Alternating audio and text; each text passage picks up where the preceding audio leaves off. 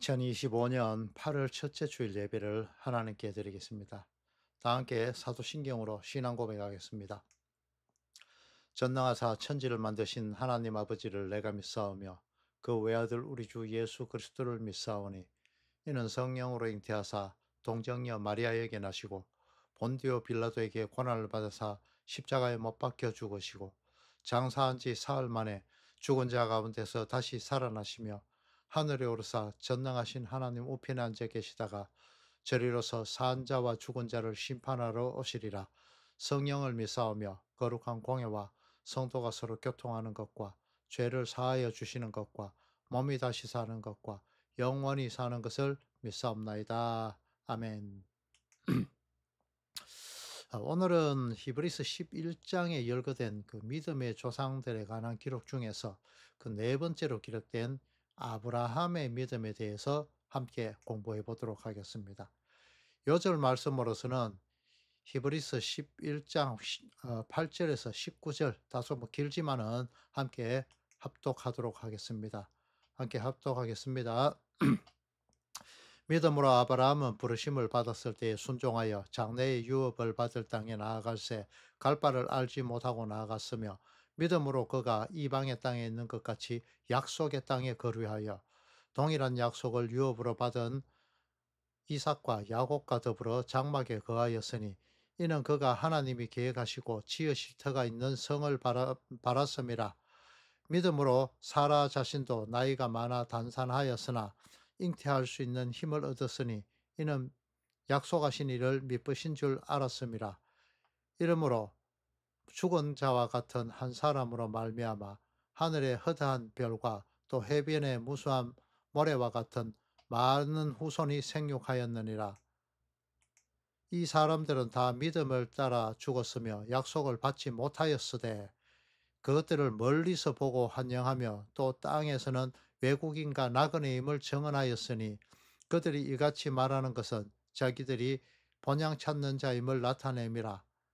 그들이 나온 바 본향을 생각하였더라면 돌아갈 기회가 있었으려니와, 그들이 이제 더 나은 본향을 사모하니 곧 하늘에 있는 것이라. 그러므로 하나님이 그들의 하나님이라 일컬음 받으심을 부끄러워하지 아니하시고 그들을 위하여 한 성을 예비하셨느니라. 아브라함은 시험을 받을 때에 믿음으로 이삭을 드렸으니, 이는 약속을 받은 자로 돼 그 외아들 드렸느니라.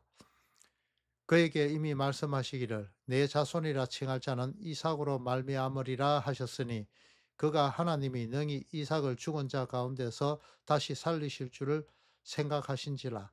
비유컨대 그를 죽은 자 가운데서 도로 받은 것이라. 아멘. 지금까지 우리는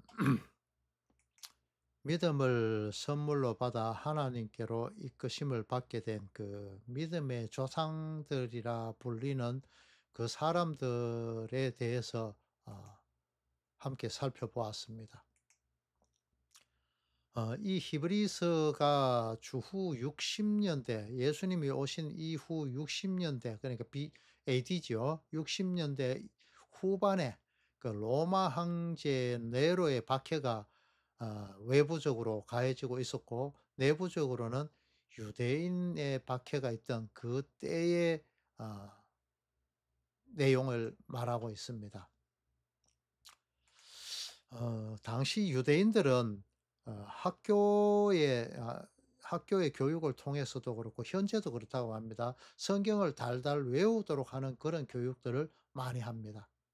이러한 성경 훈련을 받아서 구약 성경을 거의 달달 외우다시피 했던 그들에게 이미 그들이 외워서 알고 있던 그 성경, 구약 성경이 말하는 참 뜻이 무엇이며 그것이 어떻게 신약 시대에 성취되었는지에 대해서 설명하면서 그 구약에서 말하던 오실 메시아에 대해서 신약에서 이루어진 예수님의 그리스도 되심으로 성취되었다는 것을 변증하는, 그것이 바로 그 성경이 바로 오늘 어 요즘 계속 보고 있는 이 히브리서의 내용이죠.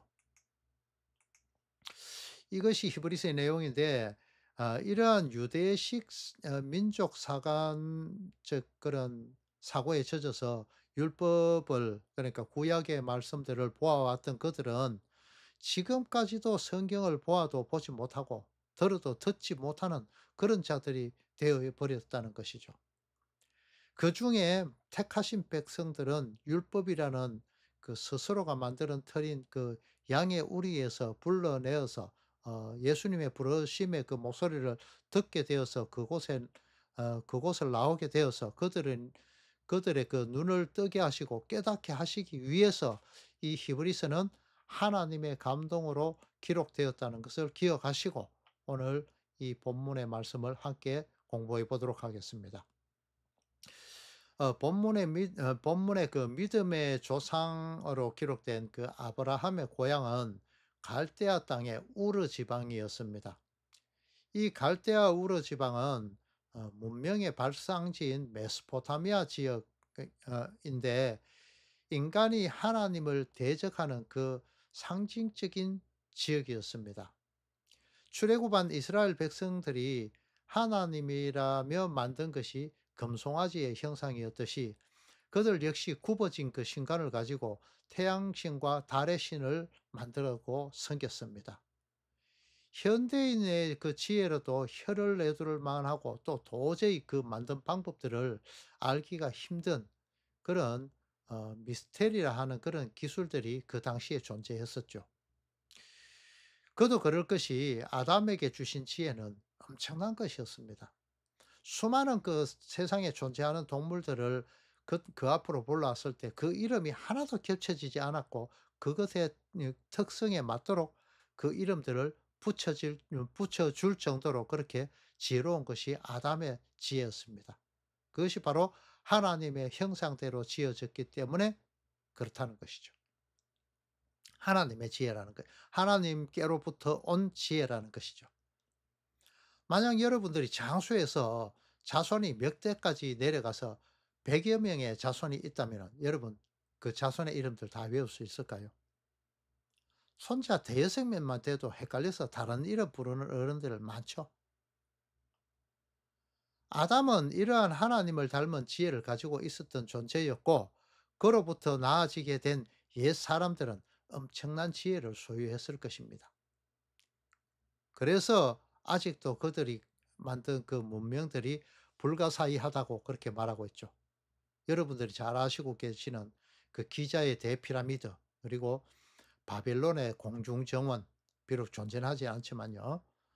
알렉산드리아에 있는 그 파로스의 등대 이런 것들이 불가사의로 그렇게 전해지고 있지 않습니까?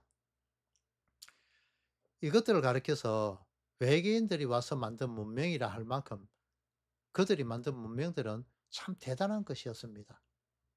그곳이 바로 아브라함의 고향인 메소포타미아 지역이었고 성경에 자주 말하는 동방 지역, 바벨론 이것을 포함하는 지역이죠. 에덴 동산과 같고 애국과 같다 할 만큼 살기 좋았던 소돔과 고모라를 뒤로 하고 나오다가 그곳에 마음을 뺏기던 롯의 처가 소금기둥이 된 그런 성경 기록이 있죠. 그만큼 그곳은 선악과 같이 보암직도 하고 먹음직도 하고 지혜롭게 할 만큼 탐스러웠던 그런 땅이었다는 것이죠.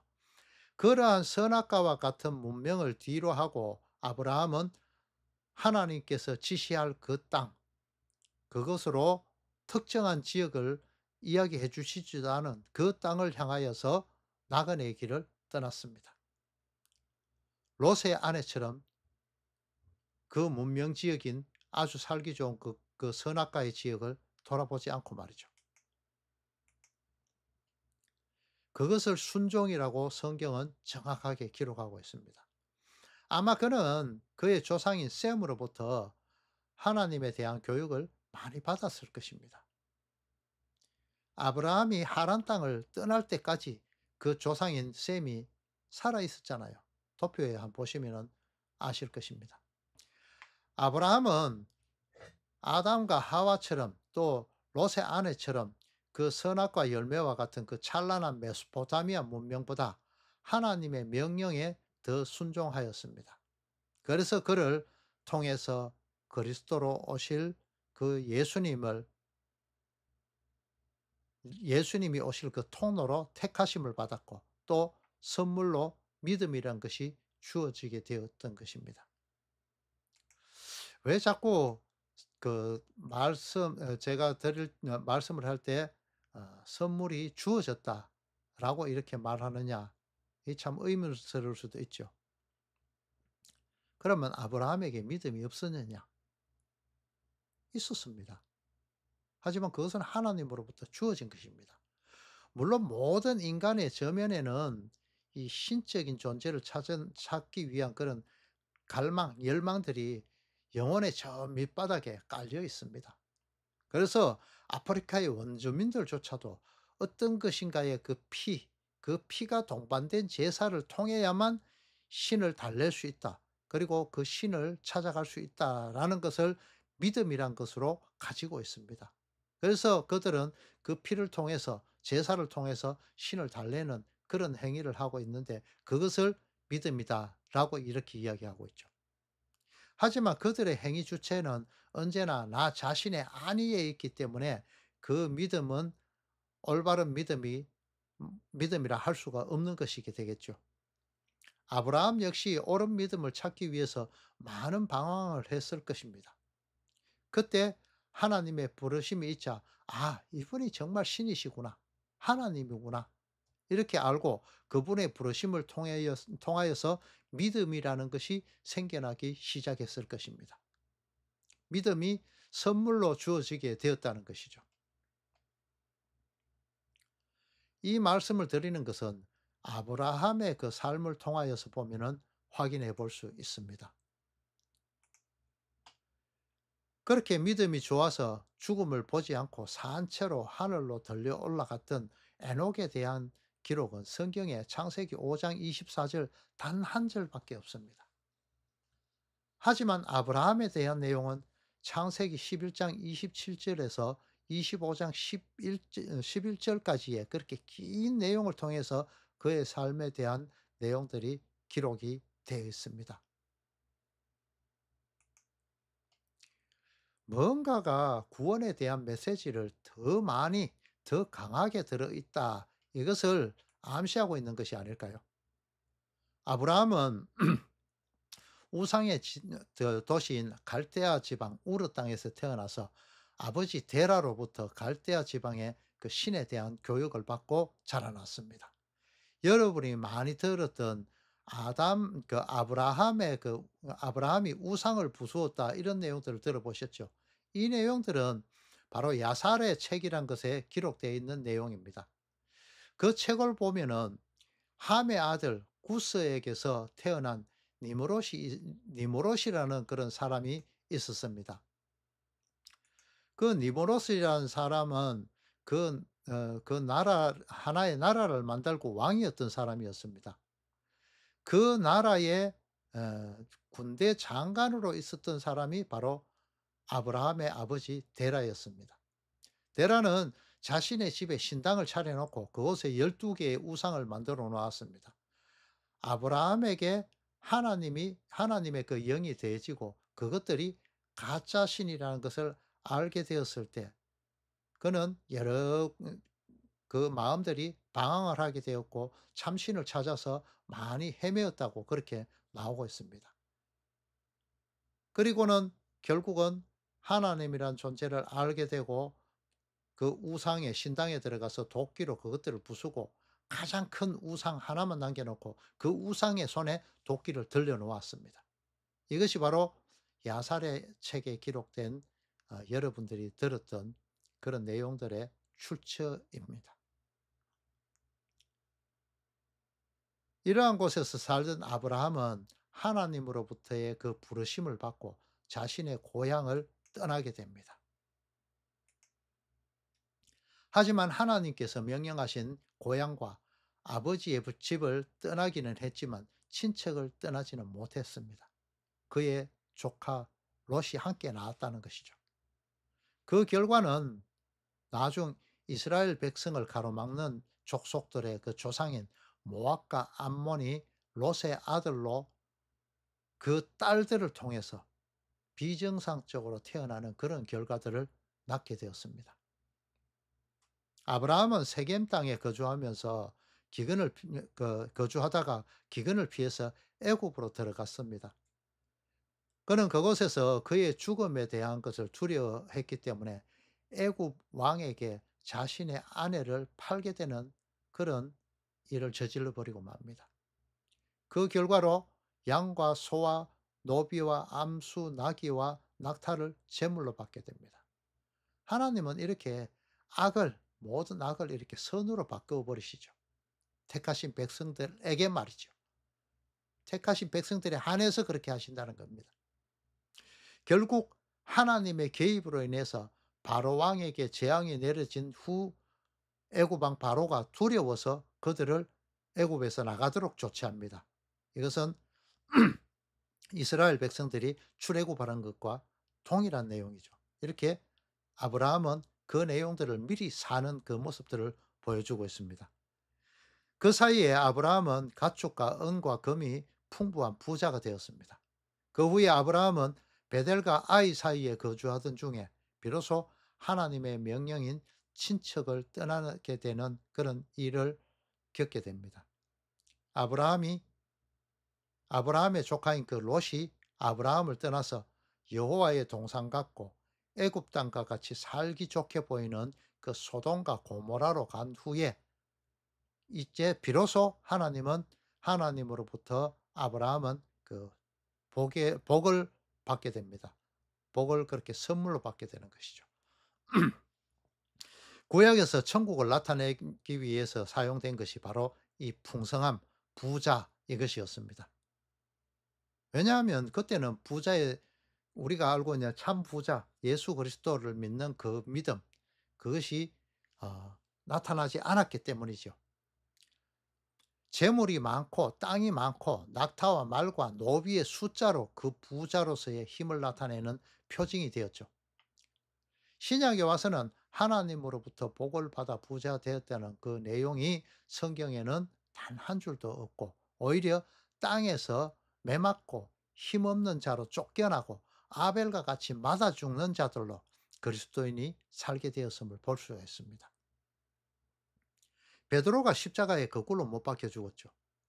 또 바울도 로마에서 칼에 못 베어서 순교당했습니다.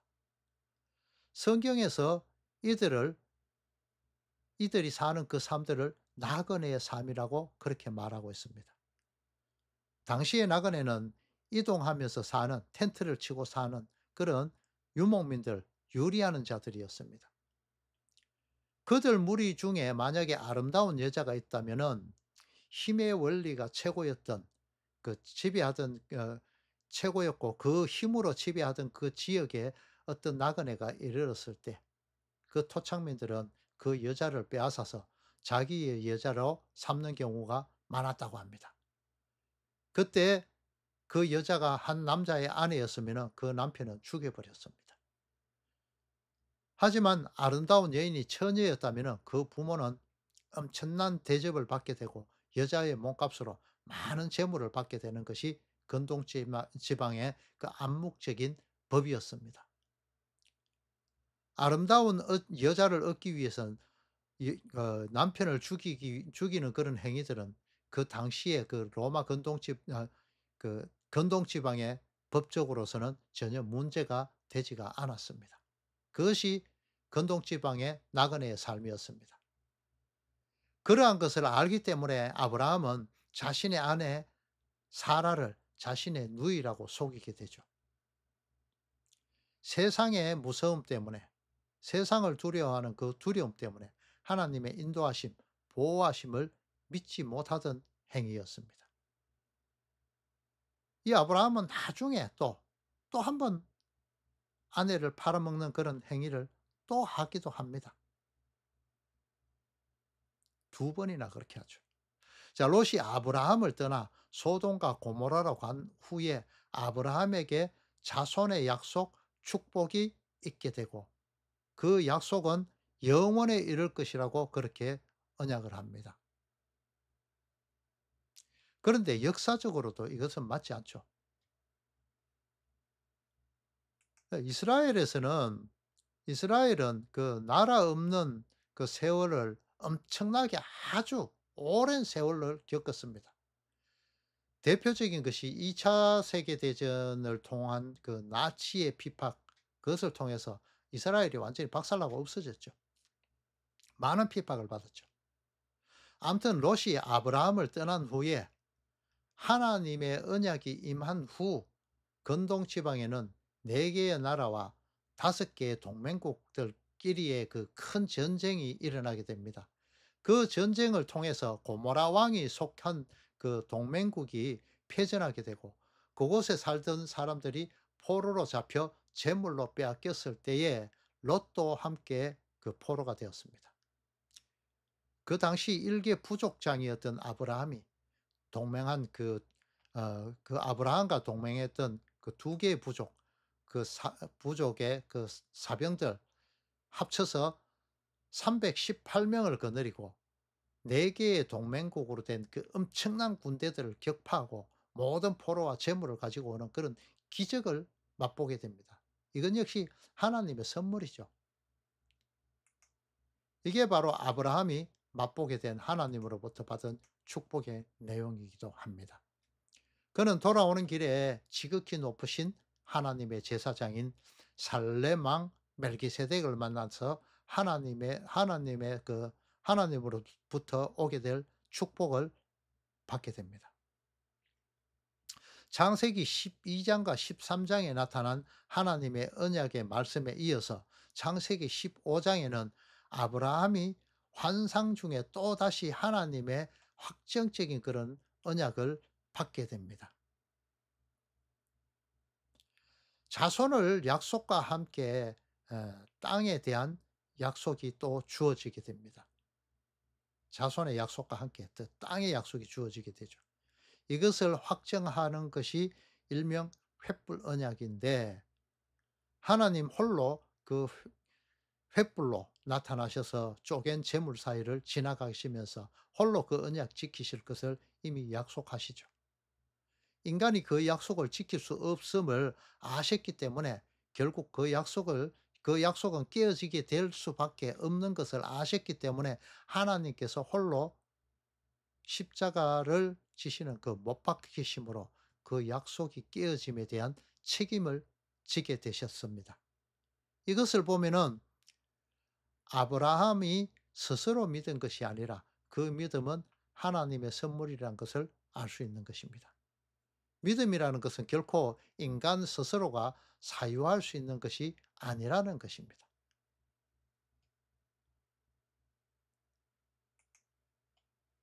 이러한 엄청나고도 생생한 언약이 주어졌음에도 결국 아브라함은 믿음 안에 머물러 있지 못하였다는 것이 창세기 15장 이후로 2가지가 나타나게 됩니다. 아니, 뭐 2가지로 이렇게 추격을 해 봤습니다. 하나님께서 약속하신 자손에 대한 언약을 스스로 이루고자 아브라함 스스로 인간적인 노력을 하였습니다. 사레의 몸종인 하가를 통해서 이스마엘을 낳아서 대를 잇고자 그렇게 하는 노력을 보였죠. 그 결과, 그 결과는 지금까지 이어지고 있습니다. 여러분, 중동 전쟁을 아시죠? 이 중동 전쟁이 이 아브라함의 자손으로부터 시작되었다는 것 아십니까? 바로 이스마엘 자손과 이삭의 자손들 간의 싸움, 그것입니다. 이삭 자손들과 이삭의 자손들인 그 이스라엘 자손과 이스마엘의 자손인 무슬림 국가들의 전쟁, 이것이 바로 지금 중동 전쟁이란 말입니다.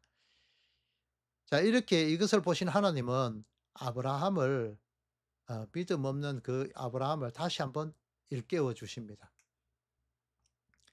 죽은 나무 토막과 같은 인간의 상식으로는 절대 불가능함을 더 확신하던 아브라함과 사라를 통해서 하나님 홀로 그 언약을 이루어 가시게 됩니다.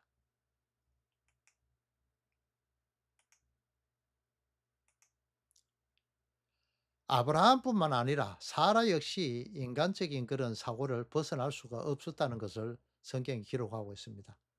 자신의 집에 나그네로 찾아온 그 사람이 헛소리한다 이렇게 생각하고 있다가 자신의 속마음을 깨뜨려 보는 그 나그네에 대한 두려움이 그 마음속에 일어나게 되는 것이 창세기 18장 12절에 기록되고 있습니다.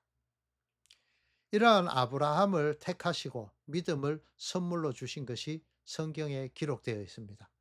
함께 창세기 18장 17절에서 19절 말씀을 봉독해 보겠습니다. 여호와께서 이르시되 내가 하려는 것을 아브라함에게 숨기겠느냐. 아브라함은 강대한 나라가 되고 천하 만민은 그로 말미암아 복을 받게 될 것이 아니냐. 내가 그로 그 자식과 건속에게 명하여 여호와의 도를 지켜 의와 공도를 행하게 하려고 그를 택하였나니 이는 나 여호와가 아브라함에게 대하여 말한 것을 이루려 함이니라.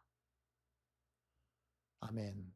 우리가 입버릇처럼 호칭하는 믿음의 조상 아브라함은 결국 스스로의 믿음이 아니라 우상의 도시, 우상을 섬기는 삶에서 불러내어서 하나님께서 베풀어 놓으신 그 땅으로 인도하시는 그 하나님에 의한 것이라는 것이 여기에서 드러나는 것입니다. 여호와의 도를 지켜 의와 공도를 행하려고 아브라함을 택하시고 아브라함에 대하여서 한 말인 그 약속, 단 한 사람인 자손, 씨인 그리스도를 통하여서 결국 바다의 모래와 같이 하늘의 별과 같이 많은 믿음의 자손들이 나아지게 될 것이라는 그 언약을 이루기 위해서 그 통로로 택하심을 받게 된 것이 바로 아브라함이라는 것입니다. 이 자손이라는 것이 성도들이 자주 말씀하시는 축복의 성도 여러분들이 자주 애용해서 말씀하시는 그 축복의 통로, 복의 통로, 구원의 길, 바로 예수 그리스도를 말하는 것이란 것이죠.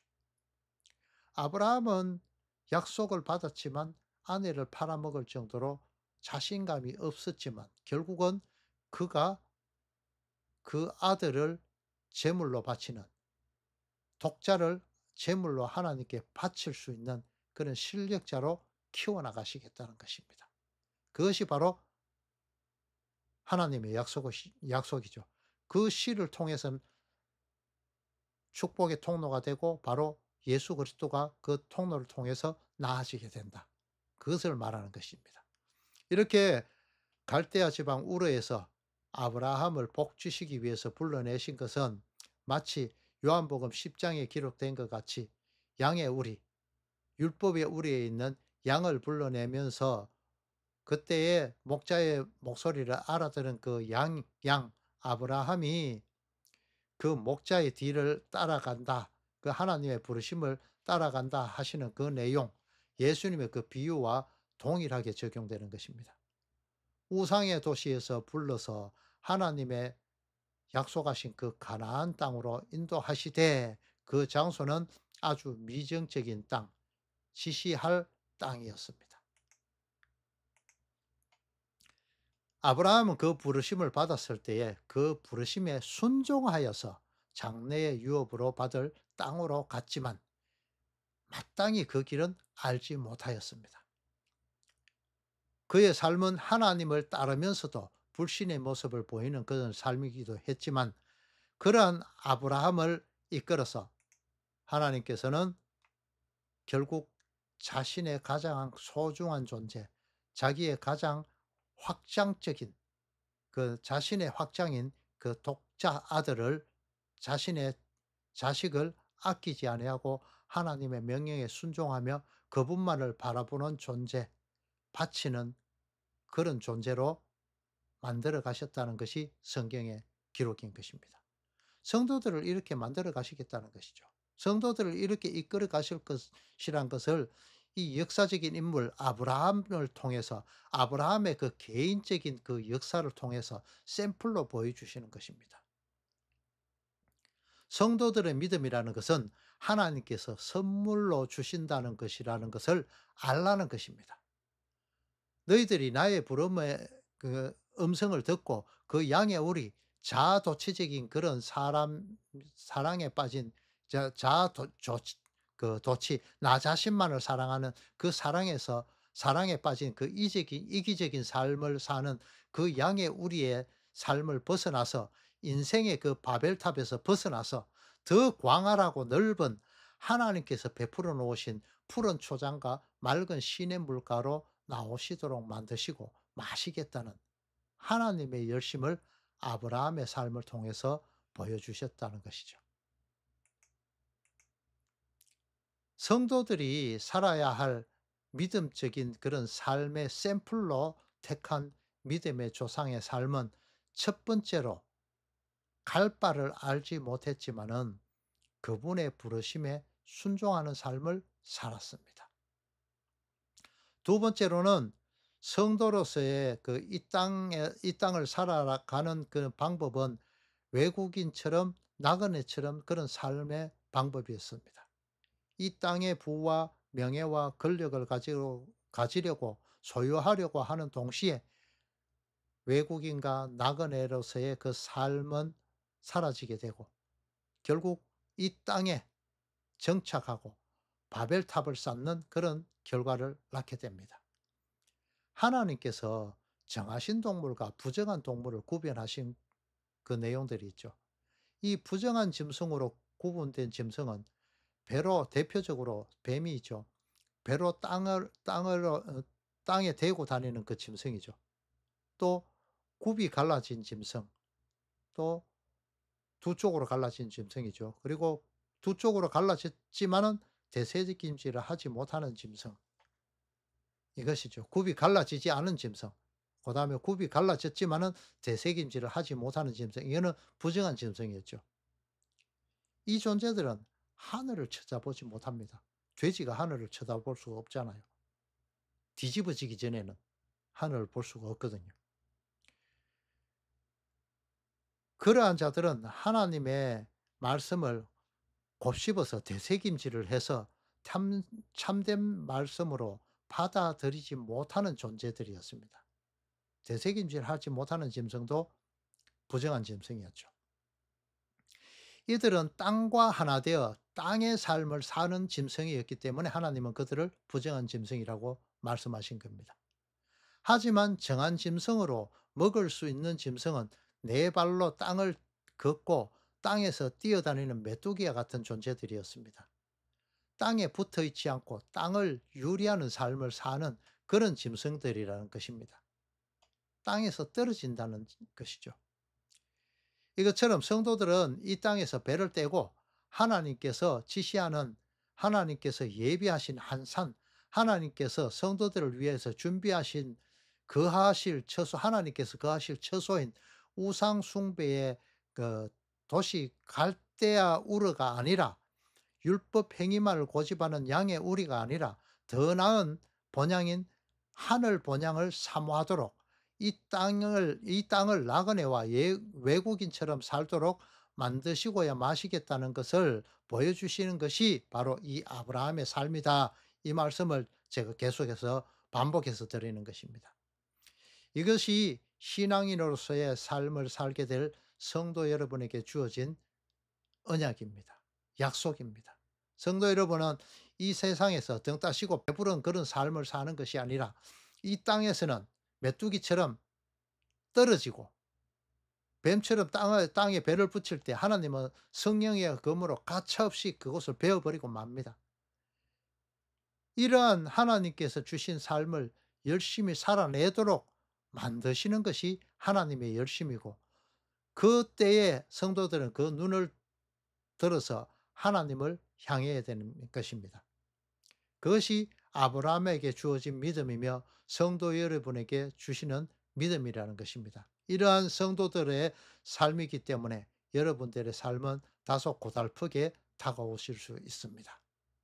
하지만 하나님께서는 결국 여러분들의 여러분들을 여러분들께 주어진 그 삶의 모습 그대로 감사하며 살아갈 수 있는 그런 실력자로 만드시고야 마실 것입니다. 하나님께서 주신 것이지만 이 땅에서는 그것이 고난이지만은 하늘나라에서는 축복이라는 것을 깨닫도록 하시겠다는 것이죠. 아브라함이 그 삶을 살면서 두 번이나 아내를 팔아먹는 그런 삶을 살았지만 결국 불가능한 그 가운데서 얻게 된 자신의 아들, 100세에 얻은 너무나 소중한 아들을 아낌없이 하나님께 바칠 수 있는 그 믿음, 그 믿음을 가졌듯이 성도들 역시 그 믿음까지 이끌고 가시겠다는 것이 하나님께서 주어지는 하나님께로부터 주어지는 여러분께로 주어지는 그 믿음이 되어질 것입니다. 그 믿음은 이미 아브라함의 그 믿음은 이미 이삭으로부터 말미암게 될 바다의 모래와 같이 많은 자손을 약속하신 그 하나님을 인간이 아닌 하나님으로서 거짓말을 하지 않으시고 후회도 하지 않으시는 반드시 그 말씀을 하신 그대로 이루어 주실 신실하신 하나님으로 아브라함은 믿었다는 것이고 그 믿음은 그러한 하나님께서 께로부터 주어지는 선물로 주어지는 그 믿음이다 이 말입니다. 이삭이 죽으면 그 자손이라는 것은 있을 수 없잖아요. 그래서 아브라함은 이삭을 제물로 바치려고 했지만 하나님이 결국 바쳤더라도 다시 살아나게 하실 것을 믿었다는 것이죠. 이것이 아브라함의 믿음입니다. 그 결과가 원시 복음인 아담이 씌인 예수님께서 뱀의 머리를 밟고 결국 백성을 구원하시는 메시아로 그리스도로 나타나시고 하나님을 대적하는 그 땅인 바벨탑, 바벨성, 바벨론 성이 아니라 하나님의 거룩한 성 새 예루살렘이 되도록 하시겠다는 그 약속인 것입니다. 이 새 예루살렘이라는 것은 이 세례 성이라고 이야기하죠. 이 성은 하나님이 거하시는 처소인 예수님 홀로 싸워서 거룩하게 하시는 그 성도의 모습을 말하는 겁니다. 하나님이 거하시기 전이라고 이야기하죠. 그리스도와 연합하여서 거룩하게 되어지는 그 땅, 거룩한 땅, 성도 여러분을 말하는 것입니다. 그것이 바로 하나님께서 계획하시고 그렇게 만들어 가실, 지어 가실 그런 성인 성도 여러분인 것입니다. 마가복음 3장 27절에 기록된 마귀의 세간이 되었던 그 세간 성도들을 예수님께서 그 마귀로부터 강탈하여서 사탄의 머리를 밟아서 결박하고 그 집에서 세간이었던 성도들 하나님을 배반하고 떠나였던 그들을 강탈하여서 그리스도와 연합하여서 강제적으로 나오게 하여서 연합하게 해서 그렇게 새 예루살렘 성이 되도록 만드시겠다는 것이 아브라함에게 주어진 약속이며 그 약속을 믿도록 만드신 것이 바로 아브라함에게 주어진 그 믿음 선물인 것입니다. 참 많이 길었죠. 하지만 성도 여러분, 역시 이러한 아브라함의 믿음과 같이 성도 여러분을 위하여서 싸우시는 선한 싸움을 홀로 싸우시는 예수님께서 나의 불순종의 옛 자아가 완전히 난도질 당하고 나만의 바벨탑이 하나님의 말씀의 검으로 도려내어져서 하나님이 거하시는 성령 하나님이 거하시는 거룩한 성전으로 거듭나게 되는 그 성도로서의 싸우게 되는 그 삶을 살게 되실 것입니다. 택하심을 받은 성도 여러분은 결국 예수님의 홀로 싸우시는 그 열심에 의해서 반드시 온전한 천국으로 만들어지고 말 것입니다. 이것이 성경에 기록된 약속, 성도를 향한 영원한 언약입니다. 처소를 예비하러 가신 예수님이 이렇게 처소를 완전하게 준비하시면 온전한 성도가 되면은 그리스도와 연합하기 위해서 합당한 존재로 만드신 이후에 신부의 자격을 갖추도록 하신 후에 예수님을 신랑으로 맞이하여서 성도는 그리스도와 연합하게 될 것이라는 신실하고 변함이 없는 그 약속, 그 언약을 성도 여러분은 믿으셔야 합니다. 그것을 기다리셔야 합니다.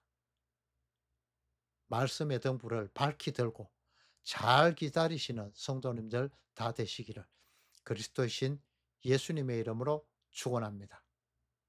주님 가르치신 기도로 예배를 마치도록 하겠습니다. 하늘에 계신 우리 아버지여, 이름이 거룩히 여김을 받으시오며 나라가 임하시오며 뜻이 하늘에서 이루어진 것 같이 땅에서도 이루어지이다. 오늘날 우리에게 일용할 양식을 주시옵고 우리가 우리에게 죄 지은 자를 사하여 준 것 같이 우리 죄를 사하여 주시옵고 우리를 시험에 들게 하지 마시옵고 다만 악에서 구하시옵소서.